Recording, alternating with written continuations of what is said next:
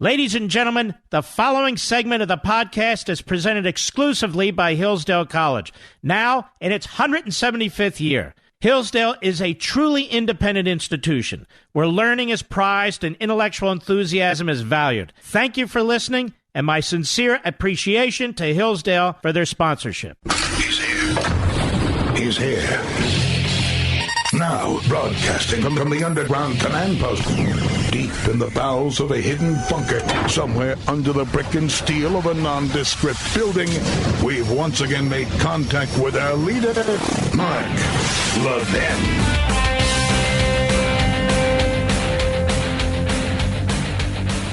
Hello, everybody. Mark Levin here. Our number, 877-381-3811, 877-381-3811. We had a wonderful time in KRLA country in L.A.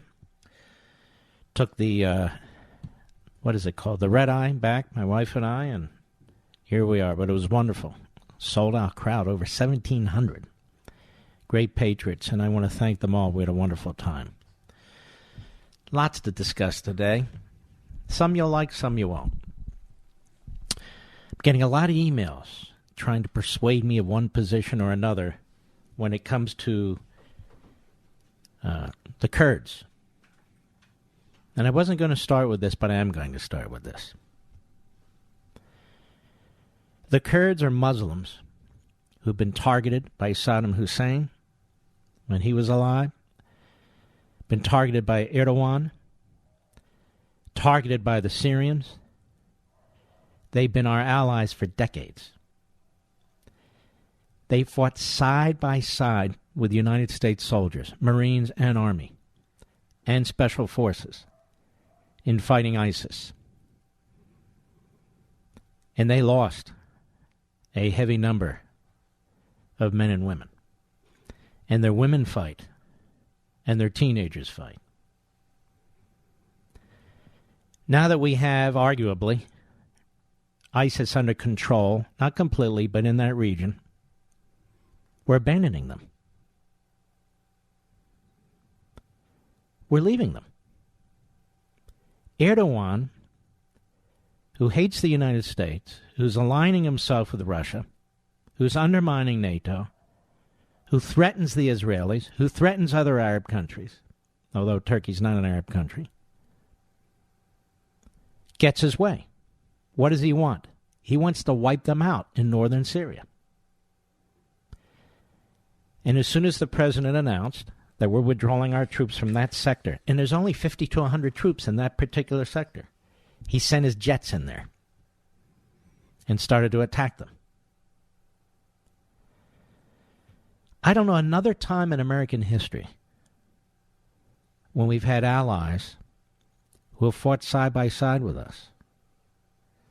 And after we accomplished the mission we wanted to accomplish, we just withdraw and tell them you're on your own. I don't know another time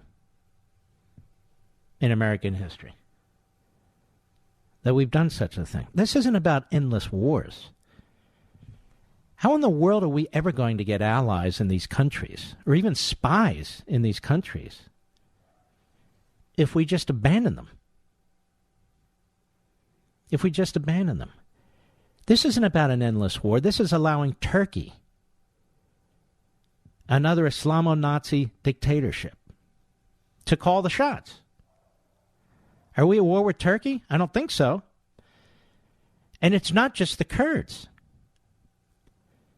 It's not just the Kurds. There have been anti-Assad forces in Syria who have fought alongside us. They're now exposed. There are Christian fighters and communities. They're now exposed. Now, I'm not saying anything publicly that I didn't tell the president a few months ago. But it's not our fight. You know, if every other country and every other freedom force takes that position with the United States, we are in deep trouble. We are in deep trouble. And I am very troubled by this. I'm very, very troubled by this. It's just not the moral thing to do. It's not the wise thing to do militarily for our own national security.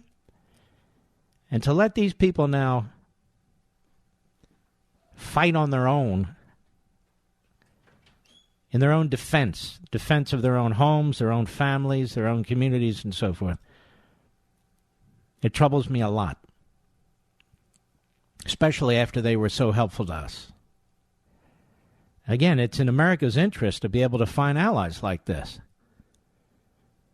We needed to defeat ISIS, and they helped us. They were crucial, as a matter of fact. And these are good fighters. These are good people. And as I say, they're Muslims who've aligned with the United States. And this will send a message throughout the world, I think, to others who have thrown in with us or would throw in with us, that we're not going to stand by them. We wouldn't lose a single soldier. Not a single soldier if we let the status quo sit as it is. Erdogan wanted to attack. He wanted to attack. And so basically that's what he's going to be able to do. I understand the president tweeted out, we'll obliterate their economy and so forth and so on, but that's not what we're doing. 50 soldiers to 100 soldiers.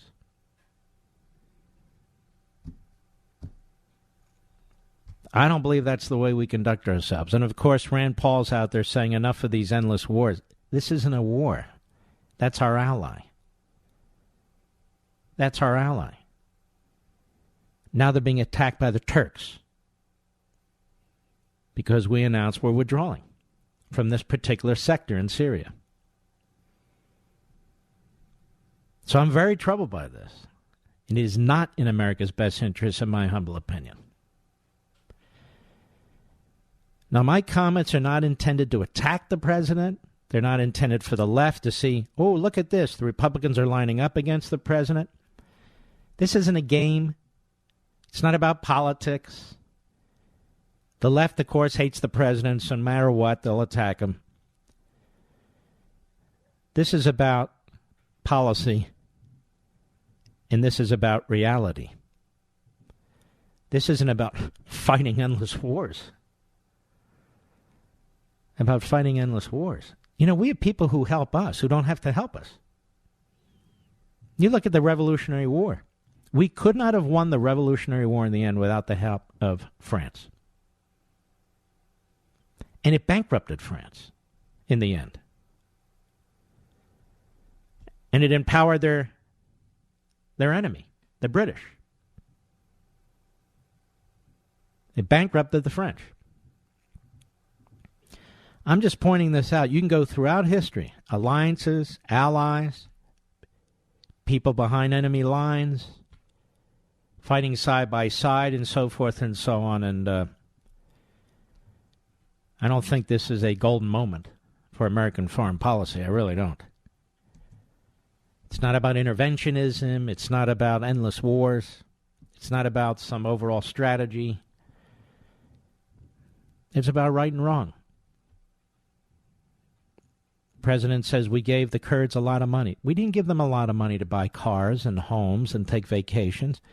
We were helping arm them to help us defeat ISIS. That's what we were doing.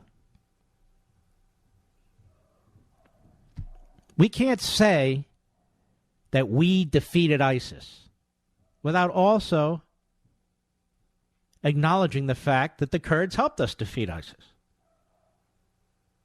Because that's exactly what they did. If defeating ISIS was a great thing, then we also need to thank the Kurds. And I'm sure they're thinking today, well, this is some thanks. Now a NATO member nation is going to try and wipe us out, or at least wipe out a portion of our forces and our population. I just, to me, this is not understandable. President said I was going to end endless wars. Well, this wasn't a war. This is an ally. And the only war they were involved in is to help us defeat ISIS. And maybe they've been fighting with the Turks for hundreds and hundreds of years. What does that matter? The Turks were not free to attack them until we decided to move 50 to 100 troops. And now they feel free to attack them. I'd be curious to know what the men out there and women who fought side by side with the Kurds in the Middle East, I'd be curious to know what they think about this. I suspect they're not very happy about it. It's funny how we never talk to them. Instead, we talk to people in air-conditioned buildings in Washington or on TV sets, on various cable channels, and so forth and so on. Talk to them. Ask them what they think about the Kurds. I have. They think very highly of the Kurds. I just don't think this is something America should do, or has done, or would do. So it can't be strongly opposed for whatever it's worth. Probably not much. When we return, my God, there's a second whistleblower. It's a second whistleblower. This adds credence to the attacks on the president. No, it doesn't. I'll explain when we return. Mark Levin.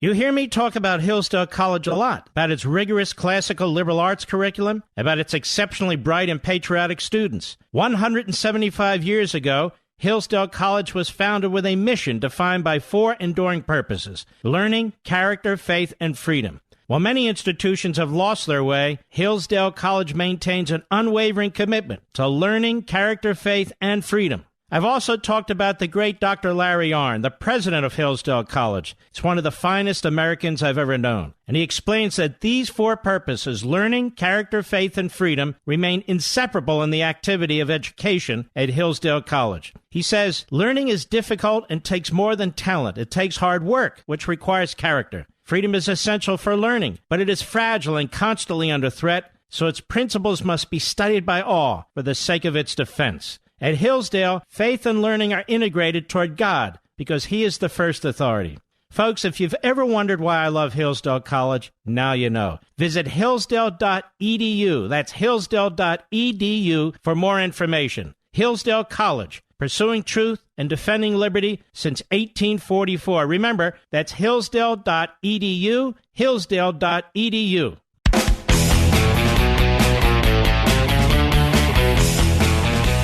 Your response is, well, we can't be involved in wars forever. That's not a war. We're not involved in it.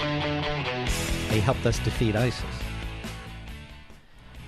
And it's an interesting argument. We don't start these wars. The enemy does. So when you say we shouldn't be involved in wars forever, which war specifically are you talking about? Which one? Just curious. So there we are, minding our own business. Sunday morning, California, and the report comes out. Follows a Saturday report from the New York Slimes that the lawyers for the first so-called whistleblower have a second so-called whistleblower. And then the next day, of course, George Stephanopoulos, Democrat, Clintonoid with hemorrhoids, I assume, he announces that the second whistleblower has in fact come forward. Same law firm. And I'm sitting here thinking to myself, and I post something on my social site, why does any of this matter with these so-called whistleblowers? First I said to my wife, I'm going to post something because it's important. Others will repeat it. That's okay. It's just important to get the point out. And here's what I posted. And I would recommend you check out my social sites if you're on the internet from time to time, because when I'm not on the air, I post a number of things there. And here's what I said. Since the first so-called whistleblower flopped, now the same lawyers reportedly and suddenly have a second so-called whistleblower. The choreography with this left-wing law firm, the Democrats, and the media goes on. But we all have the transcript of the phone call. We have the transcript of the phone call. So why does it matter how many so-called whistleblowers are paraded out by this law firm? In other words, we know what took place in that phone call. This is all about trying to create the impression of a scandal, trying to influence public opinion, trying to pick off congressional Republicans as they begin to fall, you can see, and trying to build momentum toward impeachment. Look at all these whistleblowers, like it matters, since we have the transcript. Since we have the transcript, why does it matter? It doesn't matter, except for the optics. And are these people truly whistleblowers, ladies and gentlemen? What kind of whistleblowers are these people? So we have a CIA fella, or gal, officer, at the White House snooping, gathering information. That's not a whistleblower. Then files a complaint after coordinating and collaborating with Adam Schiffstaffer. Uses a law firm that includes a lawyer who worked for Schumer and Clinton. And so the best this guy or gal can do is to say that they spoke to half a dozen or a dozen people. They included news articles in their complaint. That's a whistleblower?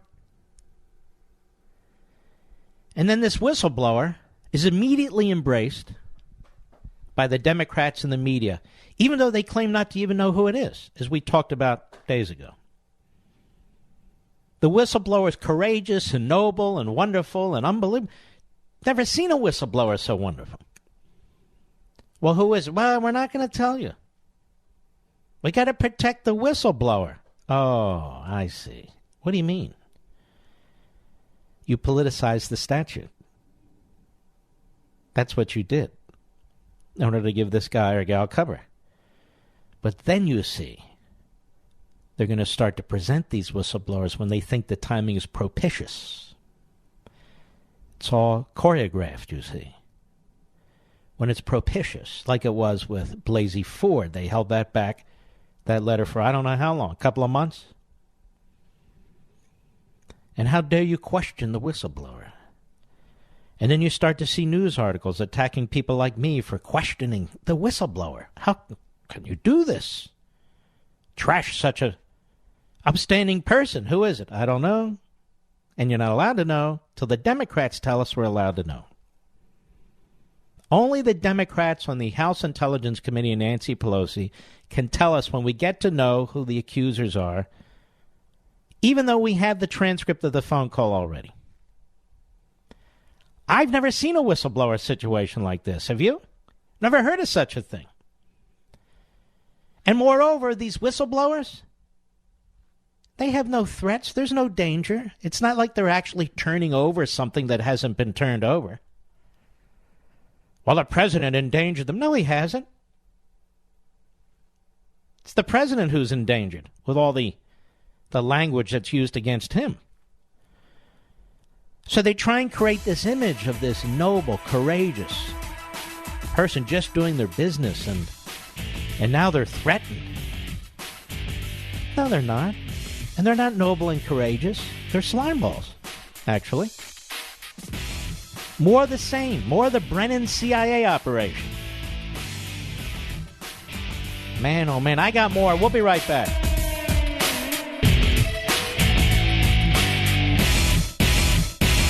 Liberty and learning. In a healthy democracy, these two things are mutually supportive. In America today, however, that bond is broken. To help repair the breach, Hillsdale College has launched the Van Andel Graduate School of Government in the nation's capital. And unlike other graduate programs, Hillsdale teaches politics as a human activity oriented toward justice. A series of choices, guided in the best case by right principles, but made in ever-changing circumstances that require prudence to achieve the best attainable results. Hillsdale's curriculum combines the careful reading of primary sources and serious historical inquiry. Students learn how to apply the principles of free government and advance the cause of constitutionalism in the context of ever-changing circumstances. Hillsdale's new Van Andel School of Government is a program unlike any other in Washington, D.C. Hillsdale College, pursuing truth and defending liberty since 1844. Learn more at levinforhillsdale.com. That's Levin for Hillsdale.com.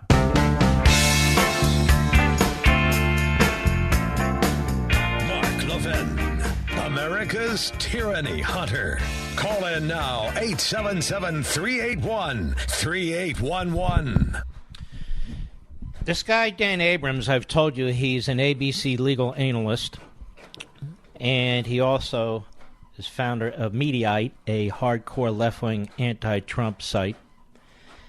And he also has another website. The guy really is loaded, I guess, called lawandcrime.com. And so they got wind of my post. The Daily Caller ran with it. And so they wanted to neutralize my comments. No. This law firm is not left-wing. Not in the least. So they go to the head of the law firm, this guy by the name of Mark Zaid. And this is their article today. Actually, about an hour, 2 hours ago.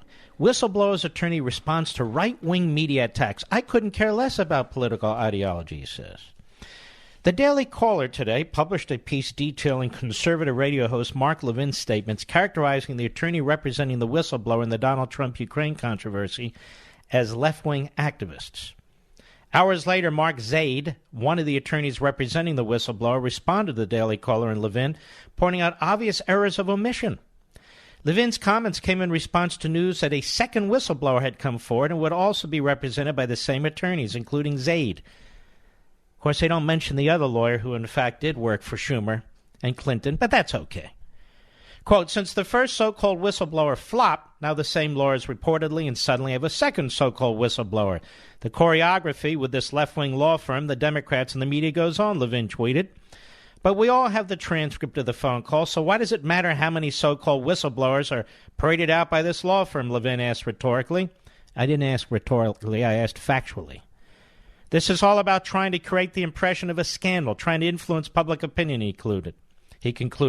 Zaid responded Monday afternoon, pointing out that Levin and the Daily Caller omitted that he and his firm represented the Daily Caller News Foundation and one of their since-departed reporters in a 2015 lawsuit over the State Department's failure to release records showing that former Secretary of State Hillary Clinton and her top aides passed all mandatory security courses on handling classified materials. I don't know anything about this.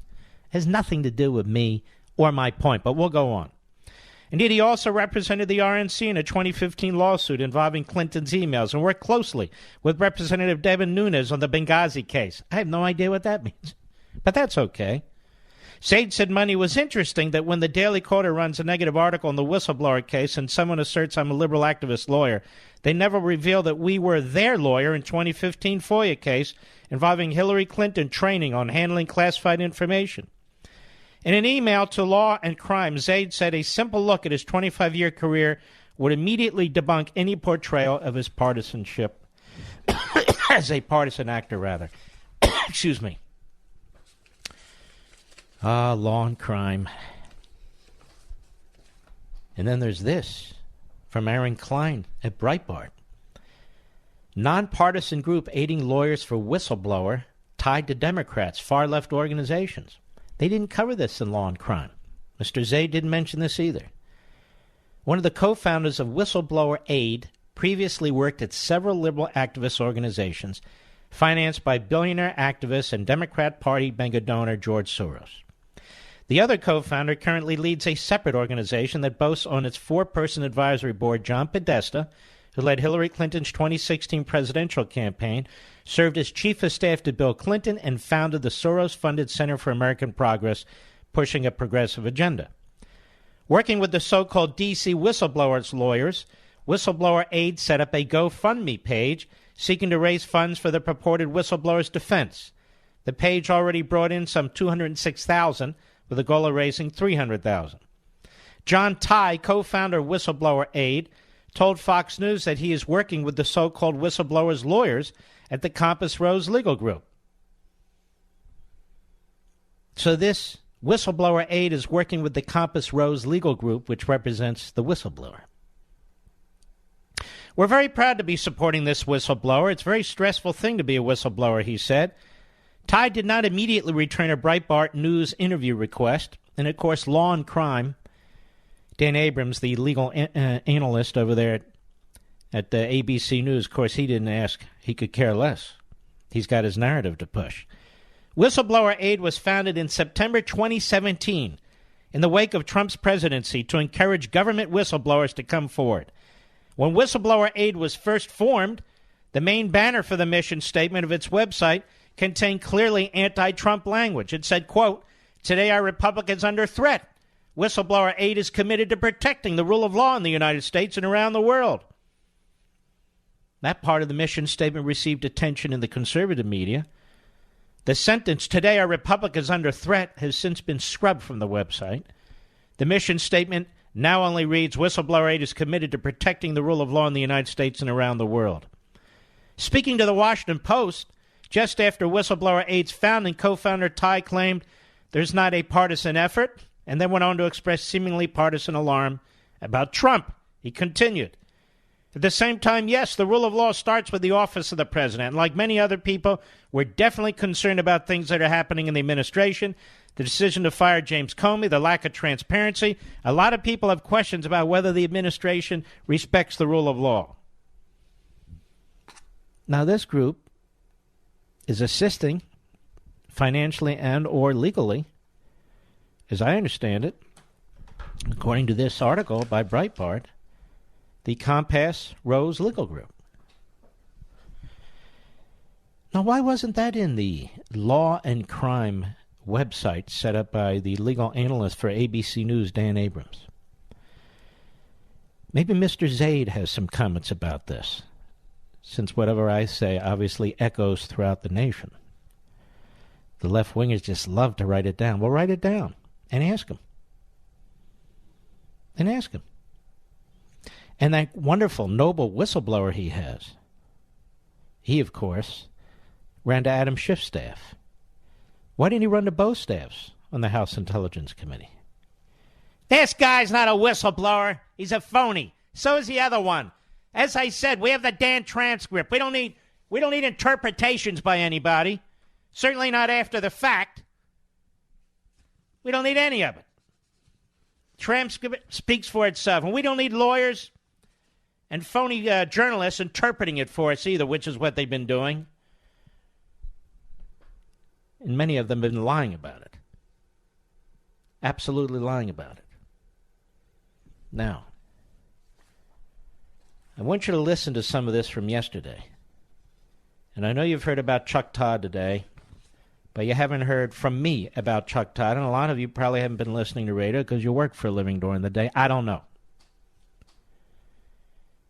But Chuck Todd, I've been pointing out for a long time now, is a reprobate. He's a Democrat. He worked on Tom Harkin's campaign years ago when he was in college. His wife is a Democrat consultant and activist. And they, in the end, they're true to form. In the end, they cannot be objective truth tellers. And Chuck Todd is no Tim Russert, that's for sure. So he brings on Senator Johnson. Senator Johnson, who happens to have a big knowledge base on a lot of what's been going on, is trying to explain to the audience some background, laying a foundation about Ukraine, what Ukraine was doing in 2016 and so forth. And Chuck Todd just kept yelling at him. Cut 3, go. You've got John Brennan on. You ought to ask Director Brennan, what did Peter Strzok mean when he texted Lisa Page on December 15, 2016? Senator, quote, Senator, Chuck, let me finish. What does this have to do have begun with leaking like Ukraine? Mad, scorned and what does this have to do with Ukraine? It has everything to do with Ukraine. Now listen, think our sisters have begun leaking like mad, scorned and worried and political. They're kicking into overdrive. Now, that was December 15th. 6 days before that is when we first started hearing the CIA leaking about Russia supporting the Trump campaign. That is why Trump is so upset. He had this false narrative that resulted in him being set up by James Comey on January 16th.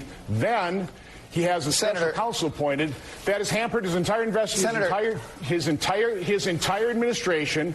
And now, once that was proven false, he would like to know, and I would like to know, and I know his supporters would like to know, Where did this all come from? So stop. So what he's saying is we just went through this Russia thing, and now all of a sudden Ukraine pops up. All of a sudden, it pops up. Now, it actually popped up earlier when the DNC was working with Ukraine and the Obama administration. But now it's being used against Trump all of a sudden. But none of it's political, none of it's collaboration, none of it's any of it.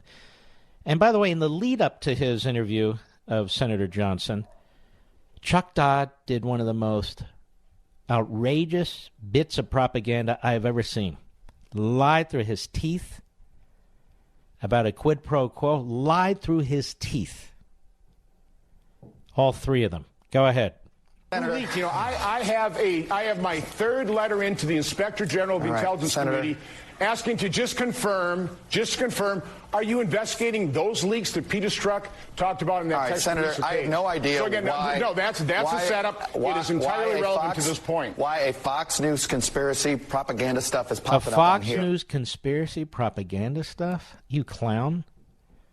That's what you did with Russia for years. And now you're doing it with Ukraine. Folks, step back a second. There were two people who were the primary people on that call. There were people listening in. The Secretary of State was there. But two, the President of the United States and the President of Ukraine. The President of the United States transcript is public. The President of Ukraine says he never felt pressured, ever. The President of Ukraine said that, as far as he knows, military and other support was not withheld.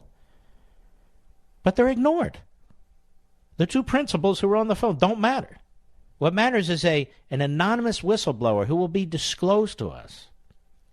Will be disclosed to us when the Democrats decide to disclose the name or names. Go ahead. No idea. It is not, I have no idea why we're going here. That is Senator, because I'm this is underlying exactly why President Trump is upset and why his supporters are upset at the news media. Okay, this is not about the media. Senator Johnson, Senator Johnson, please. Listen to this. He's screaming at Senator Johnson. He's unhinged. He's unhinged because Johnson's not telling what he thought Johnson would tell him. He's unhinged. Go ahead. Can we please answer the question that I asked you instead of trying to make Donald Trump feel better here that you're not criticizing? And look how he condescends to the senator, that he's trying to make Donald Trump feel better. No, the senator's trying to educate you, you moron. He's trying to give you more of a contextual history of what took place. But you want none of it. It's like we're not listening to the man-made climate change deniers. You're ill-informed. Go ahead. Just trying to ask you a simple question of what made you wince. See, the senator said it's a very biased opening. And it was. The opening was outrageous. Go ahead. Let me quote the article. It says, Ukrainian government officials tried to help Hillary Clinton and undermine Trump. They did so by disseminating documents implicating... Stop a second. Did you hear that, Chuck? Does that interest you, Chuck? You going to do a segment on that, Chuck? You're going to investigate that? You're going to pursue that, Chuck? No, you're not. Of course not. Must be a Fox News conspiracy and Fox News propaganda. What a joke. Go ahead. Trump aid and corruption, suggesting they were investigating the matter. Ukrainian officials also reportedly helped Clinton allies research damaging information on Trump and his advisors. There is potential interference in the 2016 Let me campaign. ask you this. That's Politico, by the way, I believe. It's what he's reading from. Go ahead. Get to the bottom of, but the press doesn't want to. Ambassador, the people who wrote this article are being pilloried. I'm being called a conspiracy theorist. John Solomon's being called a conspiracy theorist because the press is horribly biased, and Trump and his supporters completely understand that. I understand that the way to avoid answering a question is to attack us in the press. I'm well aware of that, and that's how it works. No, I'm trying to lay the groundwork. You know what? We're going to have to take a break, hard break. But you know what, Chuck? You're a coward. You talk in these shibboleths, these platitudes. I understand attacking the press. First of all, you need to be attacked. You're a disgrace. But secondly, why haven't you covered this, Chuck? If that is your name. Why haven't you covered this Ukrainian issue? I mean, it has been in the New York Times. It has been in Politico. That ought to get you juiced up. We know why. Because you're a Democrat. Because you're progressive, and so is your wife. I'll be right back. Mark Levin.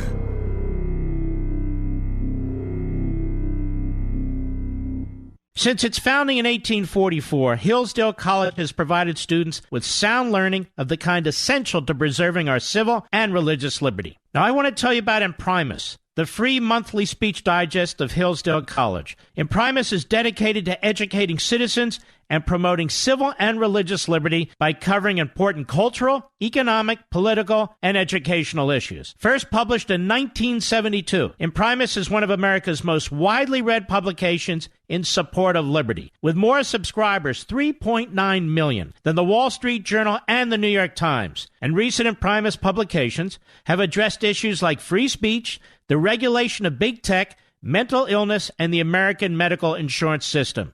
And because America's founding principles are so important, Hillsdale offers Imprimis absolutely free of charge to anyone who requests it. That's right, you can subscribe to Imprimis for free. Here's what I want you to do. I want you to visit imprimis.hillsdale.edu for your free subscription. That's Imprimis, IMPRIMIS.hillsdale.edu. Welcome to Hillsdale.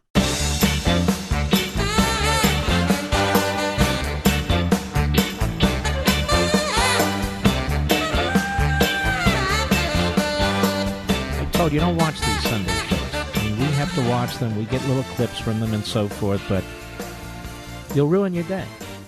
You'll ruin your day because these are a bunch of frauds. That's what they are. Okay, attack the press, whatever, just attack the press. You little munchkin, why don't you come on this show, Chuck Todd? I'll treat you with more respect than you treated Senator Johnson.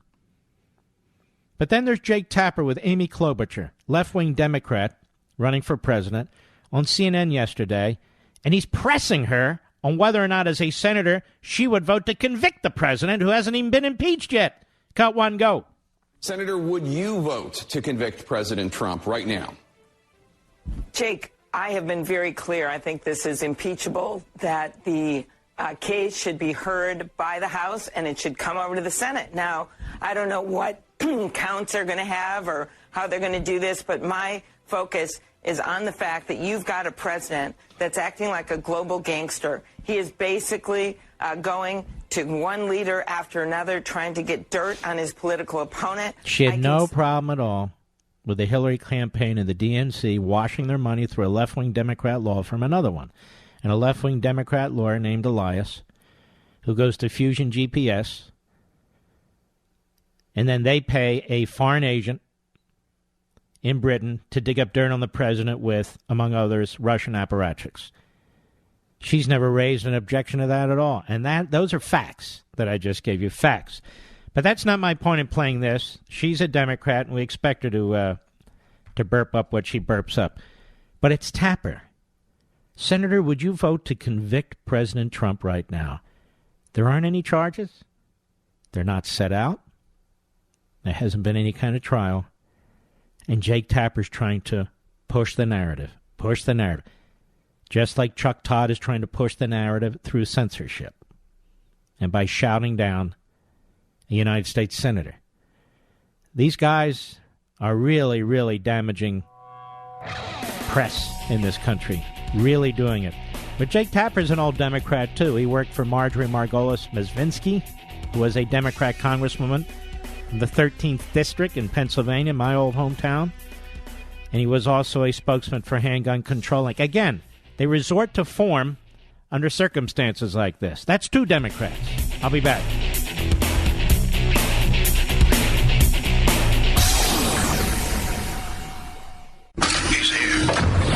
He's here. Now, broadcasting from the underground command post, deep in the bowels of a hidden bunker, somewhere under the brick and steel of a nondescript building, we've once again made contact with our leader, Mark Levin. Hello, everybody. Mark Levin here. Our number, 877-381-3811, 877-381-3811. I want to read something to you that's absolutely incredible. This literally came out 3 minutes ago, Mr. Producer, from the Washington Compost. And I want to read this to you because there's two sides to this. House Democrats consider masking identity of whistleblower from Trump's Republican allies in Congress.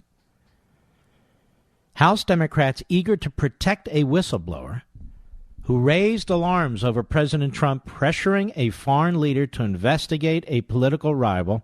That's not what happened.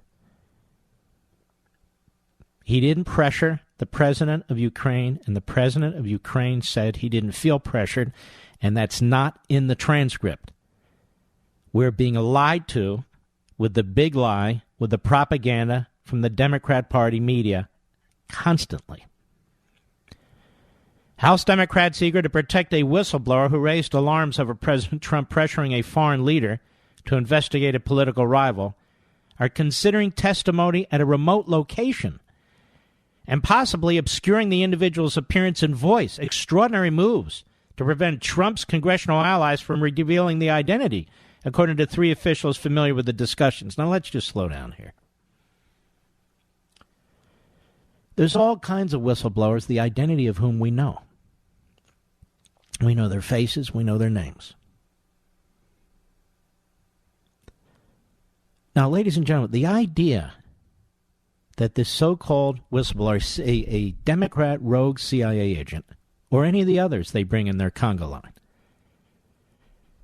that information about these individuals, including their identities, could be kept from the American people when this is being used as the hammer to nail the President of the United States is so appalling. It's fascistic.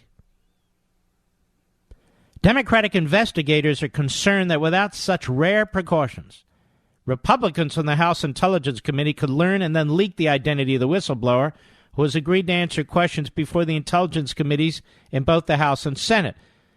Why should they be leaking? Just tell us who it is so we, the American people, control our own conclusions. You're asking us to go along with your phony impeachment process. This is our country. This is our Congress. It's our CIA. It's our president. We have a right to know these things. The idea that you're going to keep somebody's identity secret in the pursuit of a presidential impeachment is so outrageous. But it could also be a setup, which I'll get to in a minute. Democrats overseeing the logistics of the testimony for the House impeachment inquiry. It's not a House impeachment inquiry. The House didn't vote on it. It's a Democrat Party impeachment inquiry. Language is everything. Are discussing a location away from the Capitol, as well as a staff-only session that would prevent lawmakers from attending and asking questions. How is this even... So staff would ask questions, not our representatives? Our representatives don't even get to vote on the floor of the House about impeachment in the first instance? This is unbelievable. Aides have considered having the whistleblower testify from a separate location via a video hookup, in which the camera would obscure the whistleblower's image and alter his voice, possibly with modification technology. They're also talking about having the whistleblower sit behind a screen or partition. A third option being floated includes audio-only testimony. Isn't this convenient? Schiff does not want to burn his identity, a senior congressional official said. There are lots of different protocols and procedures we're looking into to find out what works and doesn't work to protect the identity of the whistleblower, said a different official familiar with the talk. So meanwhile, the Democrats are leaking all over the place. The officials spoke on condition of anonymity to freely describe private deliberations. The discussion underscores the toxicity between Republicans and Democrats on the House Intelligence Committee, which was once considered among the most bipartisan, it goes on. Trump has said he wants to meet his accuser and warned of big consequence. You know, in our country, it's a funny thing. You get to confront your accuser, don't you, Mr. Producer? It's a funny thing. And in the impeachment context, the American people get to confront the accuser, right? But not if the Democrats have their way. Andrew Bakaj, a lawyer representing the whistleblower, sent a letter to Acting Director of National Intelligence Joseph McQuire expressing fears for his client's safety.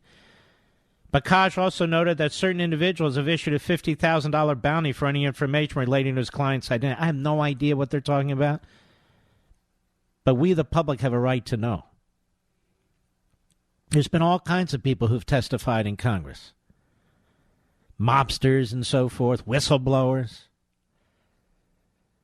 House Democratic chairman, meanwhile, immediately cried foul and accused Trump of witness intimidation. Trump wants to know who his accuser is, and that's witness intimidation? These guys make Stalinist show trials look actually quite cheery. Even as some of Trump's staunchest congressional Capitol Hill allies also began pushing for the disclosure of the whistleblower's identity. See, ladies and gentlemen, there's something wrong with you if you want the identity of this person. There's something wrong with you. You must want them harmed. You must want them endangered. The whistleblower allegations are turned into an impeachment article. It's imperative the whistleblower be interviewed in public, under oath, and cross-examined, Graham said, Sunday Morning Futures. Lindsay listens to the show, obviously. Details for the whistleblower's testimony are still being worked out, the officials caution. Little can be finalized until security clearances for the whistleblower's lawyers are resolved so they can begin more substantive discussions about logistics. Mark Zaid, it's him again, one of the three lawyers for the whistleblower, said as of Monday 2 of the 3 have their clearances. The third needs only to sign the paperwork. Just a logistics issue, he said. It will happen over the next couple of days. The whistleblower's legal team, is also in discussions with the Senate Intelligence Committee about testifying. According to one familiar with the talks, the panel headed by Richard Burr, and Mark Warner is the ranking Democrat, is known for a more bipartisan approach. It's known for nothing. We wouldn't know anything about the start of the Russia nonsense against the president, but for the House committee. The off-campus meetings... Look how the Washington Post knows all this, but they're worried about leaks. The off-campus meetings likely will be in a secure room provided by the executive branch, according to one of those individuals. Meetings could take place within the next couple of weeks, but no date has been set. Should the whistleblower testify from another location, the House panel could ask Intelligence Community Inspector General Michael Atkinson to confirm the identity of the whistleblower. Atkinson, who adjudicated the whistleblower's complaint in August, determined his allegations were credible and constituted an urgent concern to national security. Well, there's something wrong with this Inspector General then. Because the president's neither an employee of the intelligence community, nor were the issues that were raised relevant to the statute. Congressional aides have been discussing the possibility of a transcript from the testimony, but whether the whistleblower's legal team agrees to that depends on whether the individual's identity can be protected. The lawyers would not want information shared that could identify the whistleblower. This is absolutely unimaginable to me. The legal team has been hired by a second witness, one who has first-hand knowledge of the events in the complaint. So far, there's been no discussion with Capitol Hill about that person speaking with Congress, the official said. That would require permission from the DNI, but that's pro forma at this point, the official said. Can you imagine a situation in which you cannot confront your accuser? And can you imagine a situation in which tens of millions of Americans are unable to set their eyes on the accuser, to listen to their testimony? And the media, the real media, not the Democrat Party media, has no opportunity to delve into who this individual actually is. That's what they're trying to prevent. Or, let me give you the opposite theory. That they plant this kind of a story only to make the eventual appearance of the whistleblower, so-called, that much more dramatic.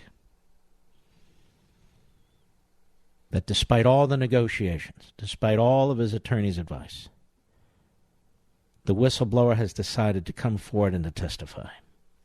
Despite all the threats, the whistleblower has decided to come forward and testify. I suspect the Democrats and their media friends are trying to figure out which is the best approach right now. But I can certainly tell you this. The idea that you're going to seek to impeach a president of the United States with all the other intentional political defects in this process set up by Nancy Pelosi and her Politburo, The notion that the American people will not know who the accuser is simply unacceptable in a republic. Period. Period.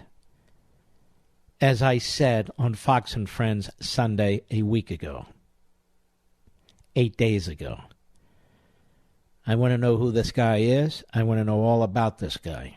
And so do you. We need to be able to judge the person's character and their motivations. We do not trust the media to tell us, and his lawyers are obviously advocates for the rogue Democrat CIA operative. But this is absolutely shocking to me. Shocking that this is even under discussion. And you're going to have these clowns, some of them Republicans in Congress, going on and on. But you got to protect the whistleblower. That's exactly why they're using this statute. This so-called whistleblower and his complaint was the second impeachment document. That's what it is. That's what it was. They do not want this person scrutinized, or if they're forced to have this person scrutinized, they want to make a dramatic entry to choreograph it, like they did with Blasey Ford. This is exactly what's taking place, ladies and gentlemen. It's not what's in the best interest of the American people. It has nothing to do with the impeachment clause of the Constitution. This is all about the Democrats, these lawyers, these former CIA officials, and the media, trying to figure out how best to bamboozle as many Americans as possible. I'll be right back. Mark Levin.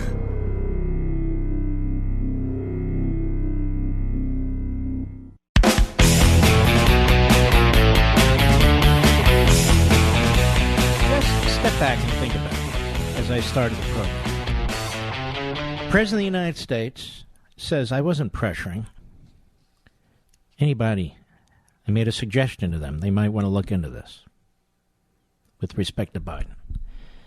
President of the Ukraine said there was no pressure. He has said it repeatedly. You understand if this were a court case, it would fall immediately. It would fall immediately. Then you have a transcript of a phone call that's been released. That doesn't show any pressure unless you're a liberal Democrat or a member of the media and you want to believe there's pressure. And so they manufacture the words. They put them in different orders. No pressure. Then they say, well, the aid was delayed for 5 or 6 weeks. But the aid was delivered. Despite the fact there was no looking into the Bidens. It had been delivered without any evidence that they were looking into the Bidens. So the key individual, the president of Ukraine, says no pressure. Aid is delivered in 4, 5, 6 weeks before anybody was looking into the Bidens. And we're told, okay, forget about that. Listen to how we interpret everything. And not only that, we have a second-hand whistleblower, and now we have a first-hand whistleblower. Whistleblower of what? We have the transcript. As I continue to say, even Martha McCullum listens to the program and reads my posts, and this is good. She just said the same thing, Mr. Producer. I want the whole world to say it. This was my post on Sunday. Again, yesterday. Since the first so-called whistleblower flopped, now the same lawyers reportedly and suddenly have a second so-called whistleblower. The choreography with this left-wing law firm, the Democrats and the media, goes on. But we all have the transcript of the phone call. So why does it matter how many so-called whistleblowers are paraded out by this law firm? I wouldn't be surprised if there are 10 more.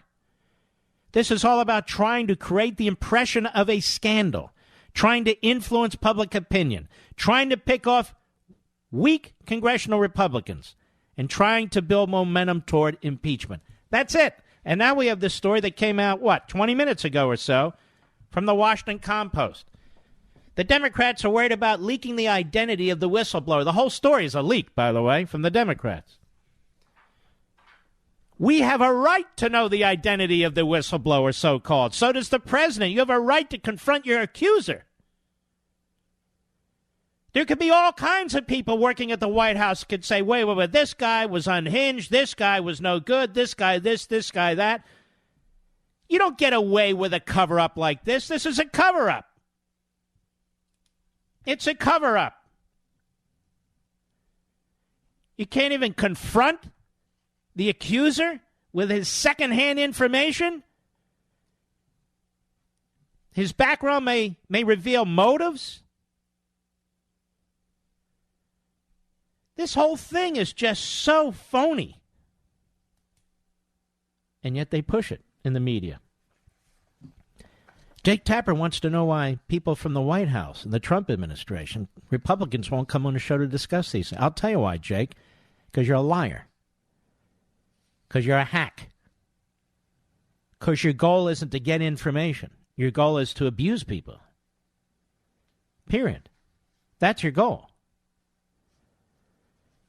And that's why people don't come on your show. Plus, you don't have any ratings. Nobody's watching, Jake. It's a joke. You don't have any ratings. Elliot Engel. Elliot. Mommy's calling. Elliot Engel's another one of these chairmen. One of the six. The Gang of Six. And he runs one of these committees, throwing out these subpoenas left and right. And he was on Deface the Nation. Asked questions by Margaret Brennan. Cut 10, go. If Democrats have the certainty of their own conviction when it comes to going ahead with this impeachment inquiry, why not put it to a vote? There's historical precedent there. That's how it's been done. Good for her. Good for her. Margaret, very good. Go ahead. May not need it, but why not do it? Well, I'm not troubled by it, but there's no reason to do it. There's no rule that says you have to do it. All right, this guy is another low IQ moron, liberal Democrat, New York. There's no reason to do it. There's no rule that says you have to do it. Plus, look, we just want to get Trump. We don't have to have a vote on the floor of the House. As long as I'm controlling a committee, as long as my constituents have a say, that's okay. But all the rest, no, we're not going to have a vote on the floor of the House. No. We don't have to do that, so we're not going to do that. We're not going to reveal the name of the whistleblower. We're not going to do any of these things. Sick. I'll be right back.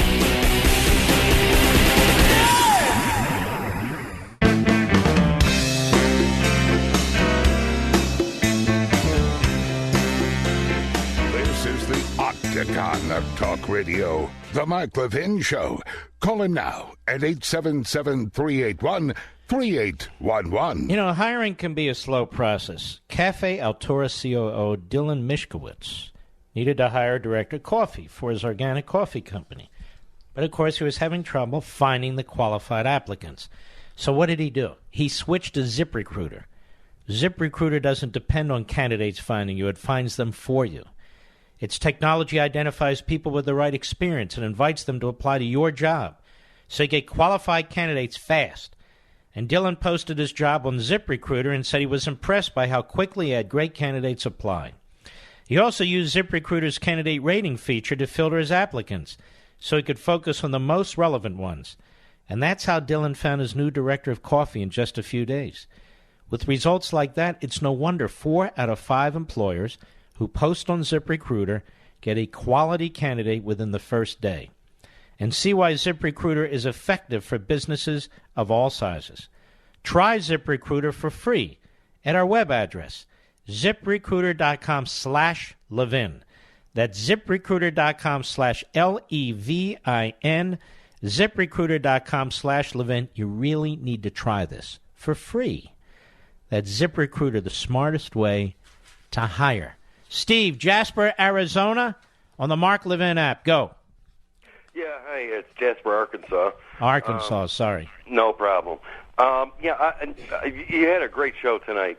I only have one complaint, and I'm thinking that people are don't realize that I don't think that the Turks can necessarily beat the Kurds in Syria.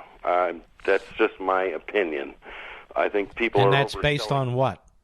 Well, I mean, they're guerrilla fighters, and Turkey hasn't been in a war in 100 years. Oh, listen. Turkey has an air force. We're talking about wiping out the Kurds. Saddam Hussein did the same thing. We told them to rise up against Saddam Hussein in 1991, and they rose up, and they were gassed. They lost 5,000 men, women, and children. And here we asked them to fight with us on ISIS, and they fought with us. Is this how you would treat a friend? Well, I don't necessarily agree with it, but that's just... Okay, look. Put the president aside. Is this how you would treat a friend? No, I wouldn't do that. Okay, and if you were in combat and you were standing next to somebody who was assisting you throughout all these years, fighting alongside us, the enemy's finally defeated or pushed back, and you say, you know what, you're on your own. You wouldn't do that. Well, again, you've got in Syria, you have the Turks, the Russians, the Syrians. Listen to me. Stop clouding the issue. We're talking about 50 to 100 troops. We're talking about an area of the country, small area, that the Kurds control, and also the anti-Assad forces. That's it. We're not talking about the Russians. We're not talking about the Syrians. That's what we're talking about. The other problem is there's a prison there with 10,000 ISIS terrorists in there. And if the Kurds abandon that prison and just take off, what's going to happen to them?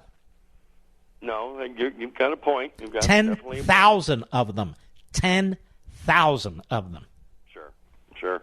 No, I get it. It's just that it seems to me, I think that they're overplaying the Turkish capabilities. That's all. The Turks have very good capabilities, especially against individuals who don't have an air force. And it's not. You're not talking about house-to-house combat here. It's a very deserted area. It's a very desert-like area and so forth. But the point is, a bunch of them are going to get wiped out, if not all of them, in that particular corridor. And for what? Aragon?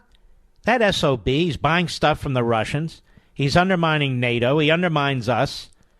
He is destroying his democracy. Why? Because he says so? What does he have? Why do you have to listen to him? No, I agree. I think, if anything, Trump should be pushing to get Turkey out of NATO. I mean, that's just... Well, the problem is, if you look at Turkey geographically, just look on a map. It's very hard to just push them out of NATO. Look at the map. Seen the map, and I know what they've done, and frankly, I think it's maybe about time that NATO should look at Turkey to... as far as... No, I don't think we can push them out, but we can control them. We can do a hell of a lot more to them than we're doing. There's no question about that. All right, Steve, I appreciate your call. Thank you, sir. Oh, here I get... What are we going to do? Get all the Rand Paul callers now, Mr. Producer? We've had to deal with it. I'm not even going to... Here's what the guy says. Kurd conflict's been going on 400 years. How long does Mark want us to stay there? Who said about getting involved in the Kurd conflict? The Turks are trying to wipe them out. Right now, they're not, because we have 50 to 100 troops in this sector. All right, bring this guy on, Justin. Hey, Justin, how come that wasn't your view when they helped us with ISIS? Hey, Mark. How come this wasn't your view when they helped us with ISIS? How come you didn't say, no, don't fight with the Kurds against ISIS? This crap's been going on for 400 years. Let them alone. Let ISIS stay. Let the Turks, let them all do their own thing. Did you say that? Mark, we know why you're interested. It's because you've got Israel. Oh, there you go. Dump the guy, okay? If I could reach through this phone and grab these friggin' anti-Semites with my fist, you have no idea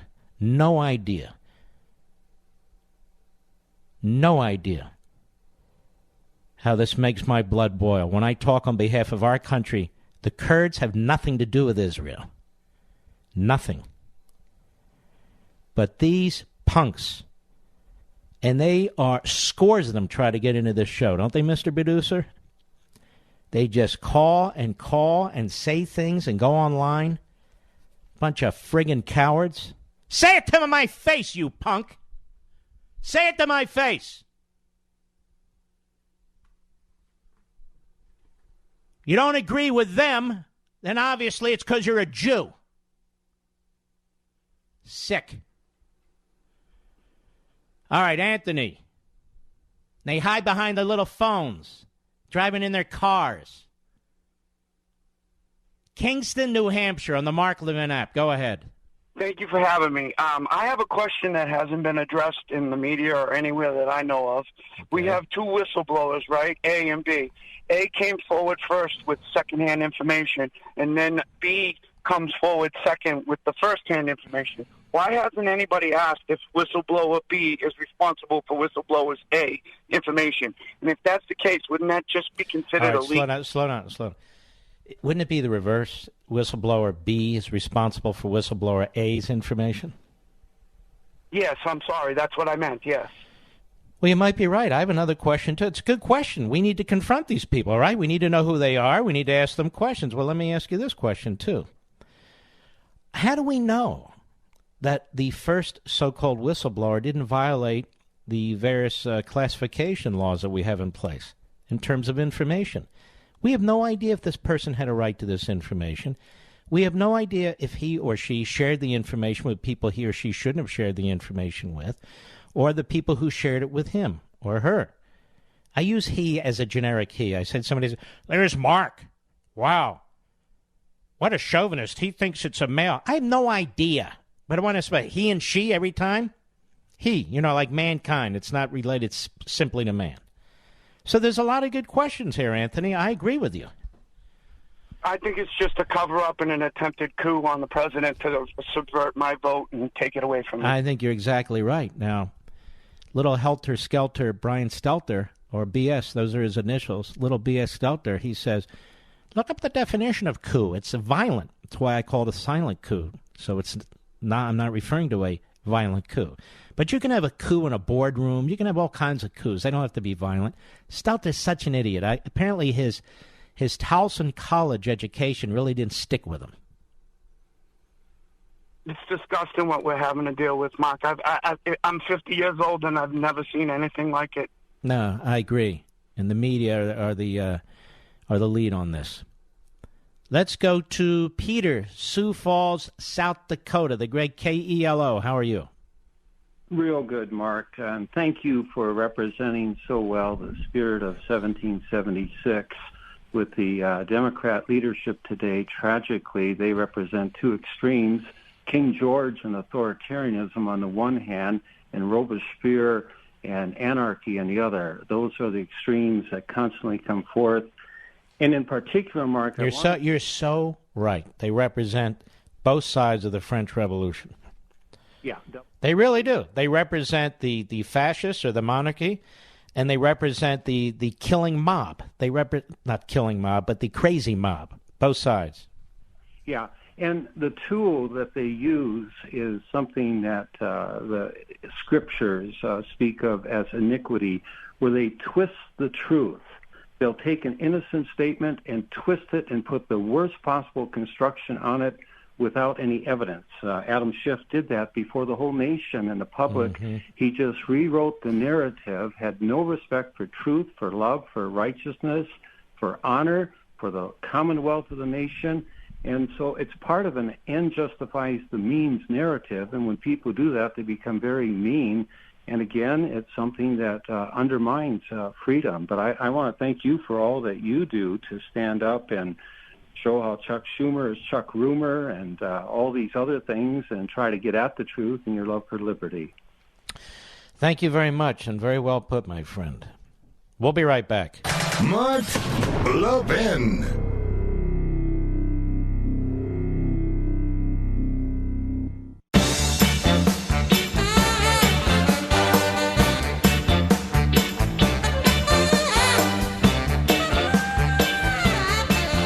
So Nancy Pelosi and her Politburo announced their formal impeachment inquiry, which is not, of course. Despite knowing how rapidly unpopular it would be, we all know this is just another sleazy tactic to try and appease their small radical base and to try and get taxpayer-funded opposition research for the 2020 election. And predictably, the Democrat Party media have been lavishly supporting this clown show while they've refused to cover real news. News like Biden's son's shady dealings with the Ukraine and Red China, or the facts behind the so-called whistleblower. Well, Levin TV, we cover this like nobody else. We just do. And we tell you the ins and outs, what's going on in the shadows. I personally break it down while providing context, history, philosophy, and a great deal more. We don't have sponsors or commercials, nor Big Brother looking over our shoulder dictating what we can cover. We're completely beholden to you, and to you alone. So give us a try today. Give us a try by going to levintv.com, LEVIN-TV.com, now more than ever. Sign up, enter code Levin, Levin. You'll get $10 off your annual subscription. That's levintv.com, promo code Levin for $10 off your annual subscription. An entire year of Levin TV and all the other hosts for $89. An entire year. I don't even know what that comes to a month. What is it? $7, $8 a month? It's like going to McDonald's once a month. That's it. But this will bring you peace of mind. It will invigorate you in the lead up to the election. So I want you to check it out, please. LevinTV.com, LEVIN-TV.com. Enter code Levin, Levin. Make sure you get your $10 off your annual subscription. It's also a great gift, as a matter of fact. Let us see who else is out there. All right, here we go. Phil, the Villages in Florida, the great WSKY. How are you, sir? I'm fine, sir. Last time I checked, the President of the United States was a U.S. person, a U.S. citizen. Where's his Fourth Amendment protection against the intelligence community since 2015 or 2016, reporting and collecting on him as a private citizen and then as the president and president-elect? And where is all of the disclosures? Where's the FISC on this information that these guys are reporting in this whistleblower report? A couple of things. The Fourth Amendment doesn't necessarily apply to impeachment. It applies to trials, criminal and civil cases. That said, the broader point that when you have a civilization based on Western principles, enlightened principles, that there needs to be some kind of due process. There needs to be some ability to confront the witness. There's no question about that. There needs to be the ability of a president to provide his own witnesses, to provide his own information. This entire thing has been poisoned from the beginning. The old saying about like if you violate the Miranda rules, the fruit from the poisonous tree, you don't get to eat from the fruit of the poisonous tree. Well, here, of course, Nancy Pelosi started this off by just making a declaration, like she's Eva Peron.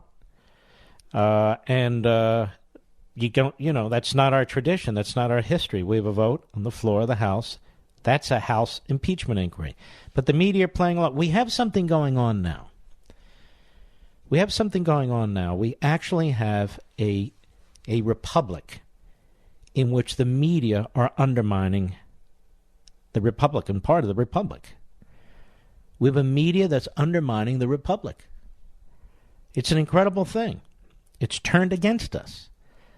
And that's why none of them will come on here. I make these public offerings all the time for Chuck Todd or Jake Tapper or whatever else is out there. More than welcome to come on the program, but they won't. Because they know I know more about them than anybody else. And I'll tell you what, Phil, I'm going to send you a signed copy of Unfreedom of the Press. So don't hang up. We're going to send you a signed copy. Maria, West Palm Beach, Florida, the great WJNO. Go. Hey, Mark, here's my question. It's two parts. Number one, this sham, if they want bipartisan support, like all we hear about is we need a strong Republican that wants to put country over party and all this other malarkey. Then why don't they allow the Republicans equal seats at the table to cross-examine, to call witnesses, to see what's going on? That's my first thing. My second thing is, where are the Republicans? Where is the ethics violation on Adam Schiff? Well, I brought this up, and of course, there won't be one because the media are kowtowing, or forcing the Republicans to kowtow. And so they praise Romney, they praise Sass, they praise Susan Collins in their typical behavior, and they trash, Johnson, and they trash other conservatives who are out there trying to raise their voices about what's taking place. They're literally being shouted down by these anchors. Tell me, is there a difference among and between any of these newsrooms? There's not any difference. It's not any. There's monopoly of ideology, monopoly of thought, and they're all lying. They're all saying the president said in that transcript to dig up dirt on Biden. You have the transcript. Is that what it says? Absolutely not. Does he say I'm going to hold military aid until you investigate Biden? Is that what it says? Absolutely not. It's such a farce. It is. It's maddening. I've written my senators. I've written my congressmen. We're not hearing a lot from Rick Scott or Marco Rubio about any of this, are we? Not a word. Not a word. And it's extremely, extremely upsetting. And as a stay-at-home mom with 2 kids, I can't go up to Washington. We haven't had a town hall here. So it's just really, really frustrating. And by the way, I love your governor, DeSantis. Oh, thank you. We love him, too. He's terrific. He really is. I think he has... I don't know what his presidential hopes are, but I think he's got a good chance down the road being a Republican nominee for President of the United States. This guy is... I really believe that. He's really top-notch. All right, Maria. Thank you very, very much. Lots more, folks. We're going to move on to a few other subjects as well as just continue to deal with this nonsense. I'll be right back.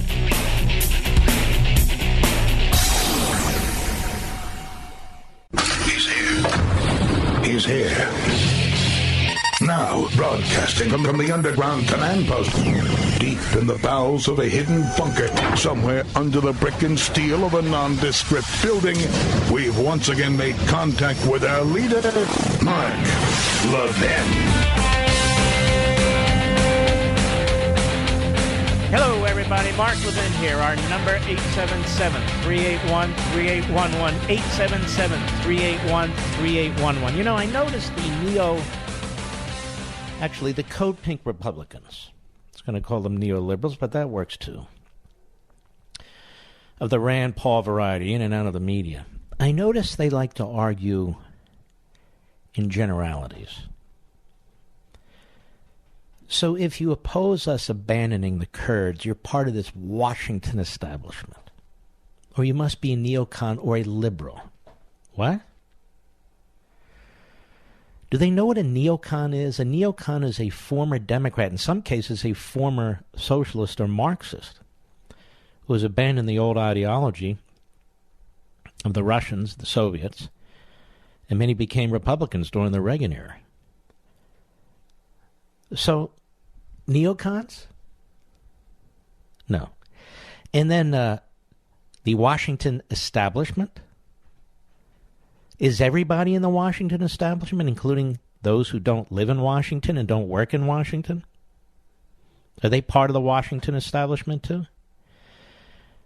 It's a very bizarre overlapping of the radical left and the Code Pink Republicans who agree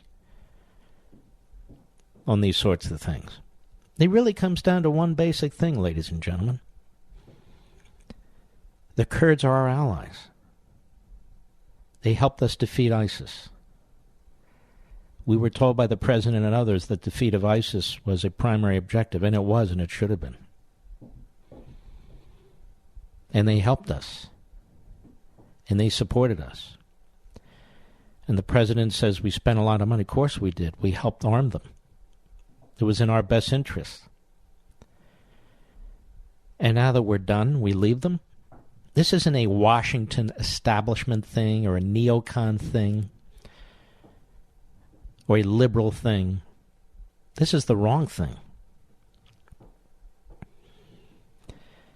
You need alliances, and you save lives, American lives, with alliances. I mean, this is basic stuff.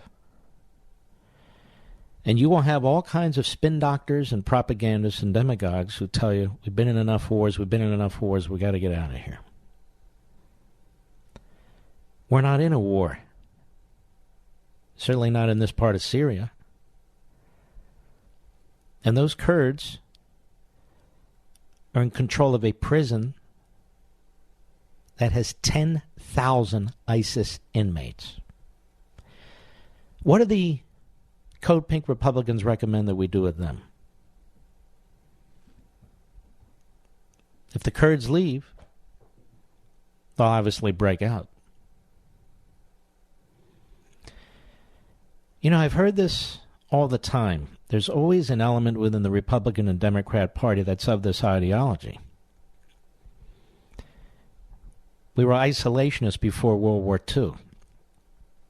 And we didn't build up the kind of military muscle that we needed, as several people were warning about the rise of the Third Reich, the rise of Japan, what they saw in Italy. One of the reasons we so respect Winston Churchill, because in Britain, he was one of those fighting against the same types of arguments you're hearing today from Rand Paul, the Code Pink Republicans, and the hard left. Same type of arguments. And the only way to ultimately prove them wrong is when all hell breaks loose. After a 9/11. After you're hit at Pearl Harbor. After fill in the blank. And then we have commissions to try and figure out what took place. How far do we take this ideology, this oddball ideology, which basically calls people names if you don't agree with them, tries to categorize you in order to appeal to you, the American people? What are we doing there? We've been there long enough. When we needed the Kurds, they helped us. So now we want to leave, and we don't need the Kurds, and we leave them. One of the images in my mind when I was fairly young, teenager, one of the images was when the Democrat Congress cut off funding to Gerald Ford, who was a weak president, and I don't mean him personally, he was a weak president because the Democrats had the Watergate Congress, and they hugely outnumbered the Republicans, and they could pretty much force their will on Ford. And they cut off all funding to South Vietnam. And I remember those photographs of people begging to get on the helicopters, of people taking to the boats. They were called the boat people. By the tens of thousands. Thousands of them lost at sea. And many of them had helped us during the Vietnam War. Generals who were executed. Others who were CIA operatives, executed. Just started slaughtering them. They tried to escape and they couldn't escape. We left them there. That sticks in my mind. Sticks in my mind. I think about the Kurds. The Kurds. George H.W. Bush told them to rise up and overthrow Saddam Hussein. They rose up and they were slaughtered. Remember we talk about his use of poison? He used them against the Kurds. They were slaughtered by the thousands. Men, women, and children. Turkey has been trying to wipe out the Kurds for a very, very long time. And with this Erdogan, who is a genocidal fascist, thinks he has his opportunity now. We're not talking about hundreds of thousands of troops. Now we're going to pull out 50 to 100, pull them back, because we're told we can't be in these endless wars. You know, when we went after ISIS, we didn't say to the Kurds, you know what, we can't be in endless wars. When we're done, after you've helped us, after you've bled for us too, we can't be here forever, so we're going to leave. But they are there forever. Or that's their home. That's where they want to live. So what was our deal with them? You help us, but we won't protect you? Now just think about that. How are we ever going to get anybody to support us? Any of these indigenous people? If we don't defend them and support them the way they help us. This isn't about neocons, this kind of Mickey Mouse comic book argument. It's not about neocons. It's not about entrenched Washington think. It's about right and wrong. It's about an American strategic policy. I believe this hurts American strategic policy. Think we should pull out of NATO? I would ask Rand Paul, you think we should pull out of NATO? Why not? Pull out of NATO. How about the Monroe Doctrine? Should we give up the Monroe Doctrine that says anything that occurs in our hemisphere is our business? Why should we bother with Central and South America? Well, it's in our hemisphere. Well, who cares? It's not America. Who cares? How about our Navy? Should we pull it out of foreign ports? Just pull them out of foreign ports. What do we need a Navy for? I mean, really, this needs to be thought through, and it's not thought through. It's just a bunch of bumper sticker crap. Bunch of bumper sticker crap. We're not in an endless war, Kurds versus Turkey. In fact, there's been relative peace as a result of what we're doing. And there are enemies out there that do believe in endless wars.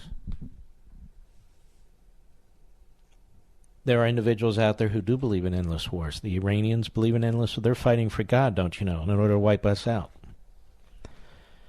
And what do we do about them? What do we do about these terrorist groups? We just decide we don't want to be involved in endless war. It's not a matter of us wanting to be involved in endless wars. They want to be involved in endless wars. We're trying to defend ourselves. It's better to defend ourselves there, yes, 7,000 miles away, than in our own backyard. 9/11 should have taught us that. So the Mickey Mouse Club will go on and on about the entrenched Washington and the neocons and blah, blah, blah, blah, blah. Meanwhile, the Kurds, many of them are going to die. I'll be right back. Mark Levin.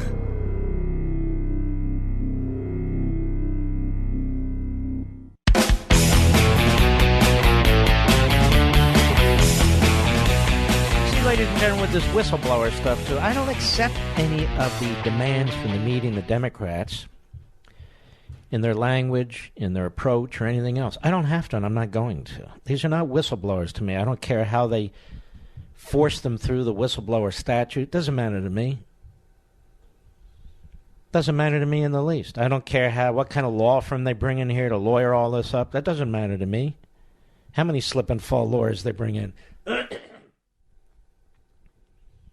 It's all been very sleazy. They've cut corners. The so-called first whistleblower, obviously, is a Democrat who worked with the Democrats or sought to. We know exactly what's going on here. And I want you to listen. The same with the press. I want you to listen to this Chuck Todd, who was utterly unhinged on Sunday. Absolutely unhinged. Maybe he's on meds. I don't know. Maybe he should be on meds. Maybe he's had a lobotomy. Maybe he needs a lobotomy. I don't know.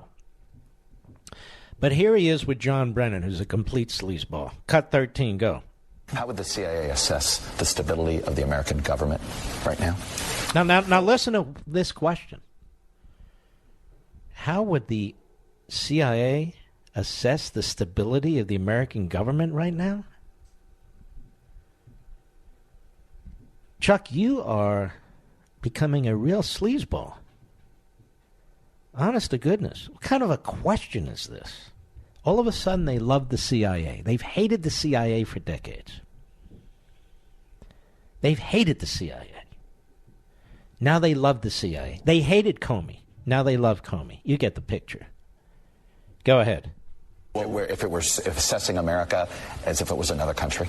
We would look at it as a very corrupt government that is under the sway right now of this powerful individual who has been able to just corrupt the institutions. What kind? Is this the Rachel Maddow show? What is this? Mr. Producer, will you again invite Chuck Todd on the program? Have we invited him before, right? I want you to invite him again. I really want to question him about his view of journalism and standards, and tell them that. I want to question him about his Sunday show this Sunday. And tell him I have every right to question him. He is a news person, a journalist. And we want to know. I have some very basic questions to ask him.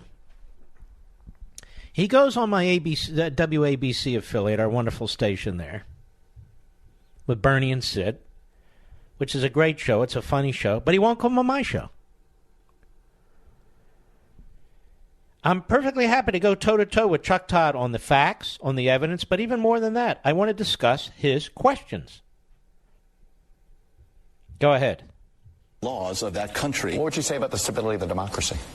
I think it's no longer, a democracy if an autocrat has it in his hands, and people like Johnson and others are putty in his hands. See, ladies and gentlemen, we're now an autocracy because we don't agree with Brennan. And Todd keeps pushing this narrative, Remember, I kept telling you, and I still do, and I wrote it on Freedom of the Press. The media are actually leading this. The media are pulling and pushing this. They're actually moving the Democrats in this direction because they are radical Democrats. Go ahead. Democratic principles upon which this country are founded are eroding right now. So the CIA would not assess America as a stable democracy? I think it's, given the polarization of the country as well. First of all, this is a political director of the CIA who voted for a communist when he had his first chance to vote. He's a reprobate. He's very worried about this investigation. Hopefully, I believe it'll expose him for the sleazeball that he really is. But Chuck Todd asked the following questions. How would the CIA assess the stability of the American government right now if it were assessing America as if it was another country? What would you say about the stability of democracy? Keeps pushing the point. Then the CIA would not say it's a stable democracy. Think about this. Think about this. And NBC, that is Comcast that owns NBC, and MSN has no problem with this whatsoever. None. With a left-wing kook lightweight like this. Another Democrat. We are filled with people like this. A couple other quick issues here.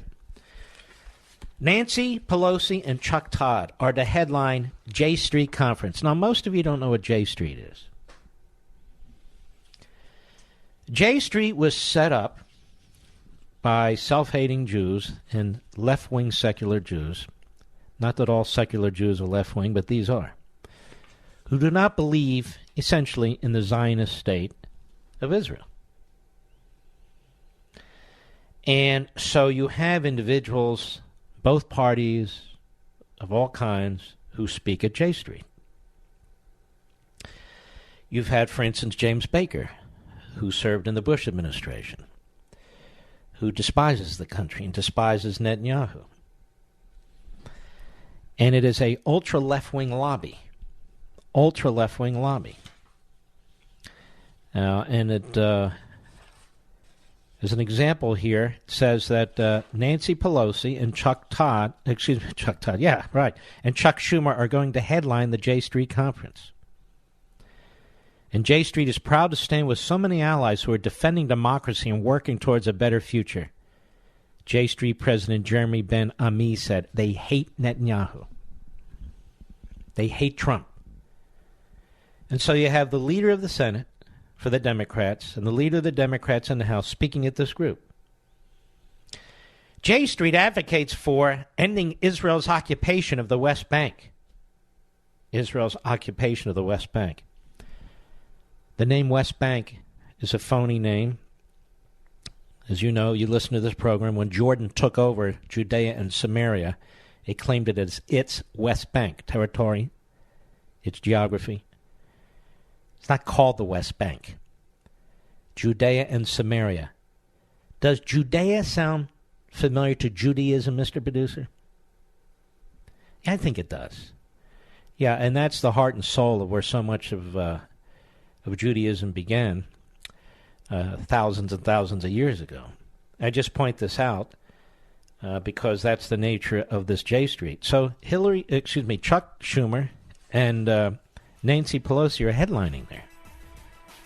Well, you would expect it because they've been very uncritical of the anti-Semitic wing of the Democrat Party.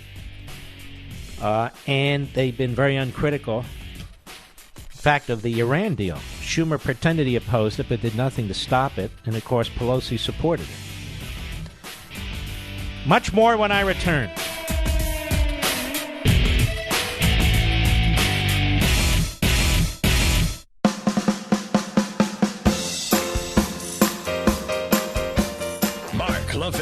America's passionately cerebral voice.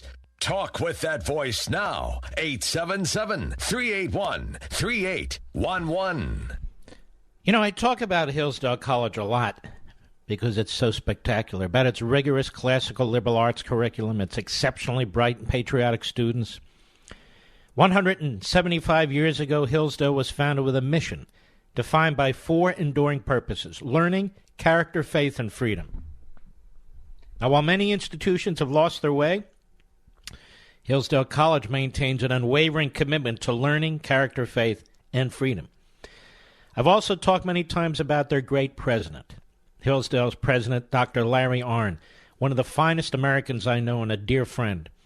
And he explains that these 4 purposes, learning, character, faith, freedom, remain inseparable in the activity of education at Hillsdale College. He says learning is difficult and takes more than talent. It takes hard work, which requires character.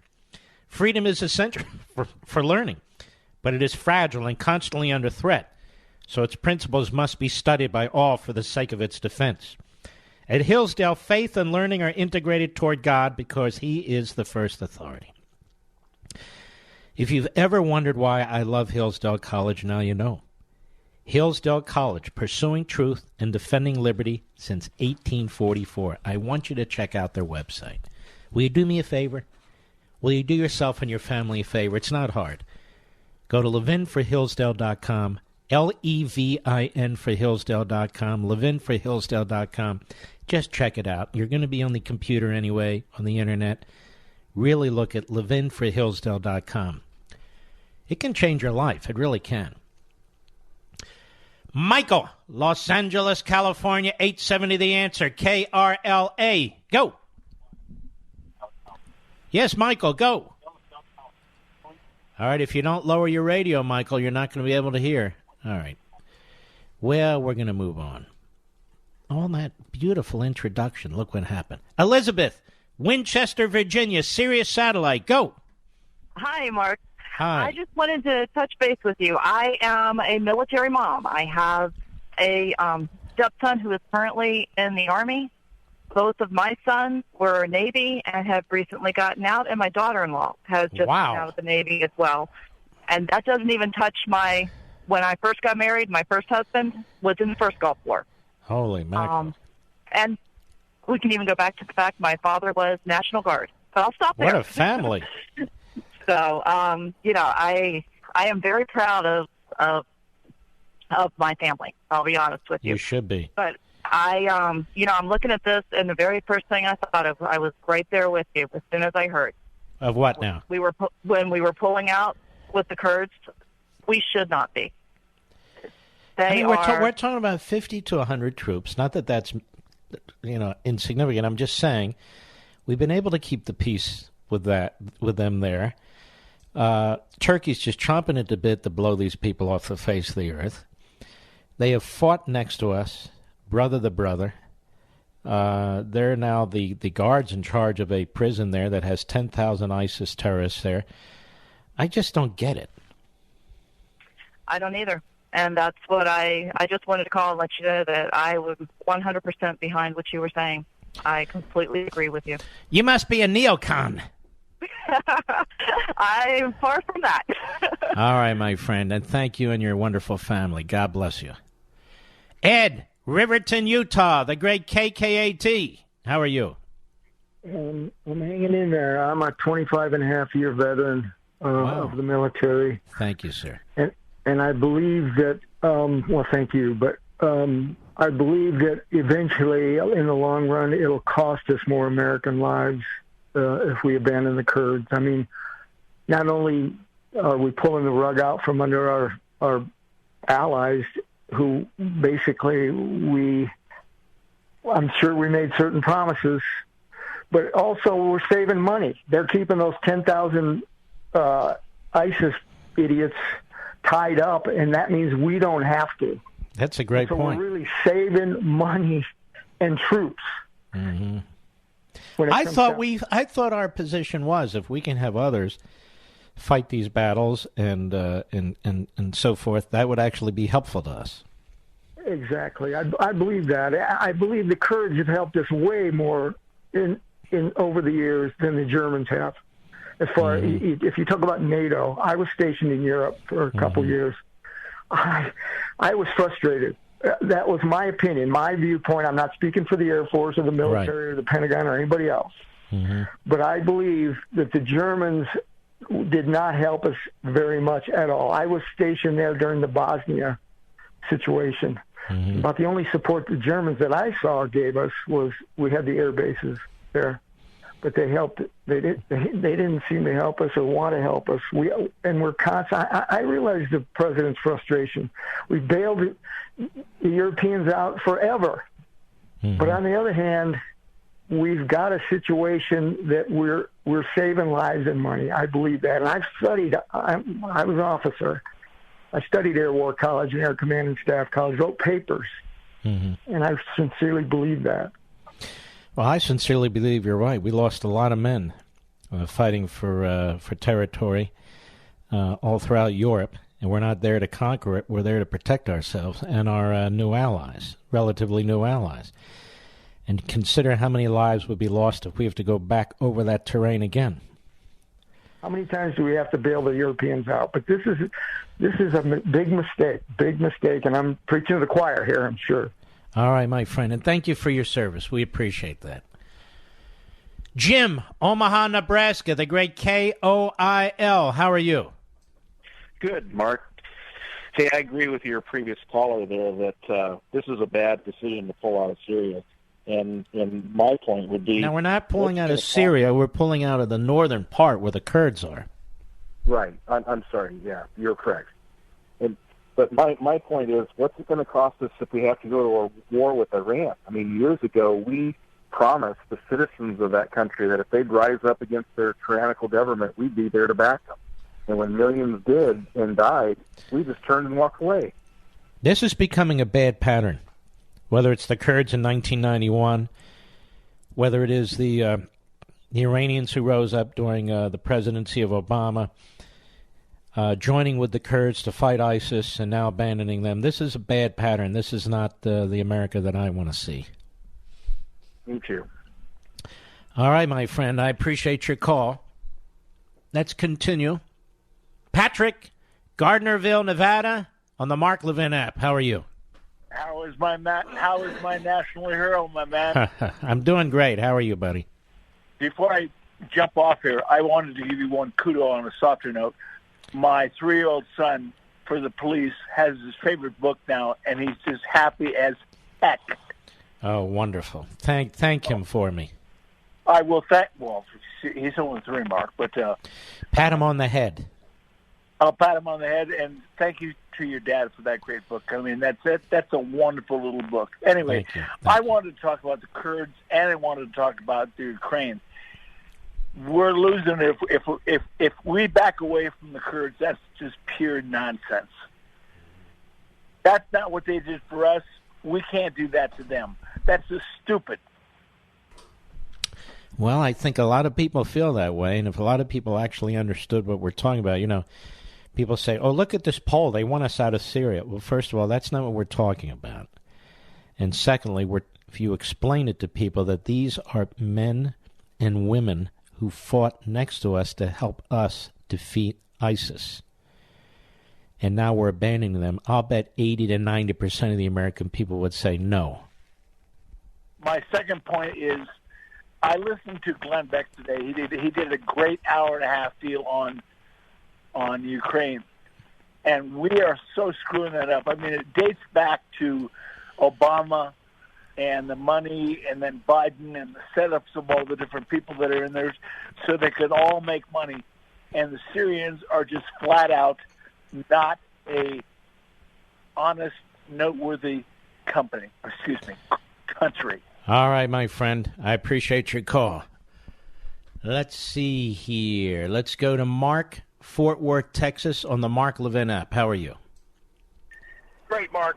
Veteran, Kurds Thank you. Deserve our support. The most important thing to remember is Turkey didn't do anything to help us during Gulf II. The 101st, the 4th had to go around. If you recall, they would not let us come in through the north. They wouldn't let us use their airspace even. No, they wouldn't. Go ahead. I'm sorry I interrupted you. No, I just wanted to make the point quick and let some other callers get in here. Great what you're doing.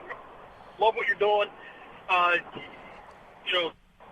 Turkey's never done anything for us, and they haven't helped us with Iran, and they haven't helped us with Israel. They're not going to. And I don't understand what's going on. We need to make a point. The Kurds are the most loyal allies we've got in that region. Period. And they're Muslims. Exactly. I mean, why am I saying that? Because here they are backing us, and we've been backing them. These are good people. Excellent people. All right, Mark. Thank you for your service, too, my friend. We'll be right back. Mark Levin.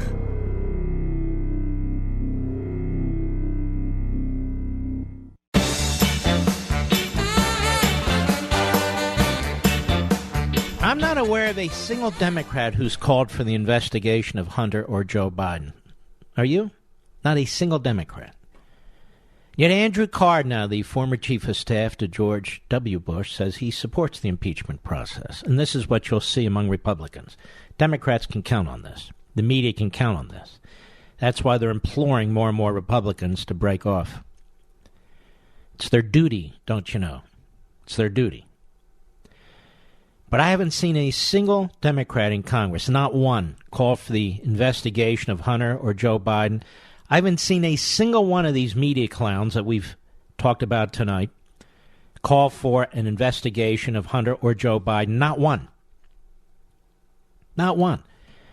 And you don't have to reinterpret or rewrite what Joe Biden said or what Hunter Biden did.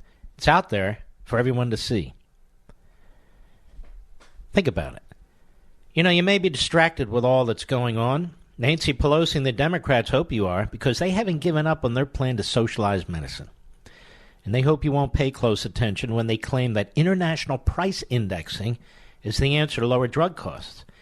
Because what international price indexing really does is shift our healthcare system from a care-based model to a European cost-based model. But a cost-based system is the reason Europe lags so far behind in cancer survival rates, too. A cancer patient in the United States has access to more cancer treatment drugs than anywhere in the world because our incentive-based competitive free market provides the enormous investments needed to develop these life-saving drugs. Interesting, during the Democrat debates, this never comes up. Instead, we're attacked, our medical system. Now, cost-based systems focus on cost first and the person second, if at all. When care is a lower priority than cost, the result is rationing, waiting periods, and denied access to cutting-edge drugs, to life-saving drugs. Do we really want to adopt a system where Washington bureaucrats can deny the treatment you need because they determine it's too costly? International price indexing, it's another unhealthy distraction we don't need. Get the facts. Go to truehealthcarefacts.com, truehealthcarefacts.com, truehealthcarefacts.com. Few other matters here. Elizabeth Warren, the Riverdale Board of Education approved a second-year teaching contract for a young Elizabeth Warren, writes the Free Beacon. Documents show, contradicting the Democratic presidential candidate's repeated claims that she was asked not to return to teaching after a single year because she was visibly pregnant. Minutes of an April 21, 1971 Riverdale Board of Education meeting obtained by the Washington Free Beacon show. The board voted unanimously on a motion to extend Warren a second-year contract for 2 days per week teaching job. That job is similar to one she held the previous year, her first year of teaching.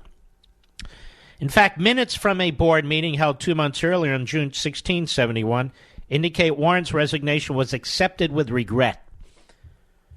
So here again, Elizabeth Warren lied. She was not denied a job or an extension of her job because she was pregnant in her second year. She was offered the job, but she resigned, which was accepted by the board, quote, accepted with regret. Now, hopefully these lies will catch up with her, not in the Democrat primary, not with the media, but if she's the nominee against Trump. NBA kowtows to China after Rockets GM, Houston Rockets, supports Hong Kong protesters. The NBA sided with Red China after a team executive expressed support for pro-democracy protesters in Hong Kong. We apologize. We love China, Rockets player James Harden likewise said. All these big tough guys, making tens of millions of dollars, many of them. Some of them very, very political, and some of them very, very left-wing, and some of them talking about systemic racism in America and so forth. Here we have people fighting for their liberty.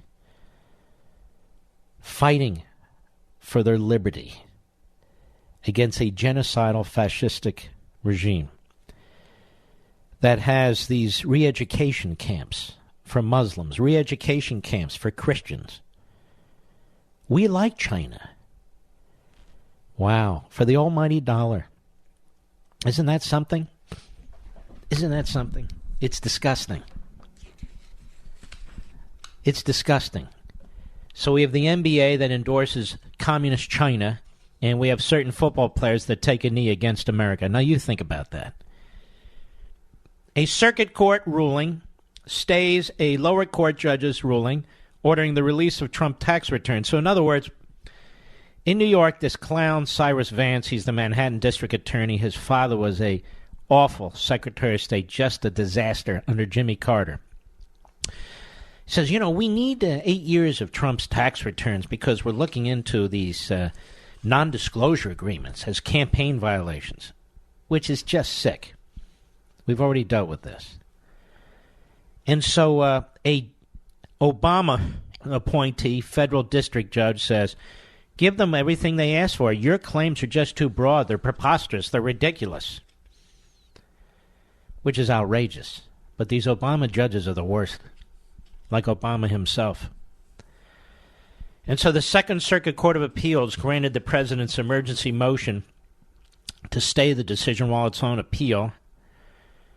The president's accounting firm was facing a Monday afternoon deadline to turn over tax returns.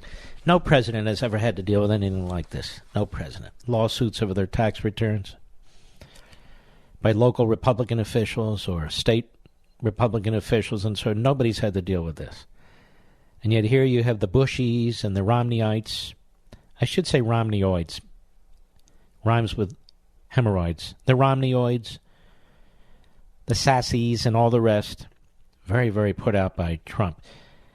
They miss all the tyranny that's swirling around them. They miss all the tactics by the Democrats swirling around them. And they don't care. And they don't care. It's outrageous what's being done to this president, and by extension, of course, we the people who voted for him. Quickly, Justin, Big Sandy, Texas, KTBB, great affiliate, go. Hey, Mark, how you doing tonight? Quickly, Justin, please. Oh, sorry. I was hearing, all about this stuff about the impeachment stuff, and I was like, okay, they are just desperate now. They got Blasey Ford, that didn't work. They got all this stuff, this didn't work, and now they're trying to find the most innocent thing that Trump could do is, unfortunately, with consent, find out about Joe Biden's son. All right, my friend, I got to run. I apologize. Ladies and gentlemen, we salute our armed forces, police officers, firefighters, emergency personnel, all of you folks who help this country and protect us. And we'll be back tomorrow, full force. God bless you, and see you then.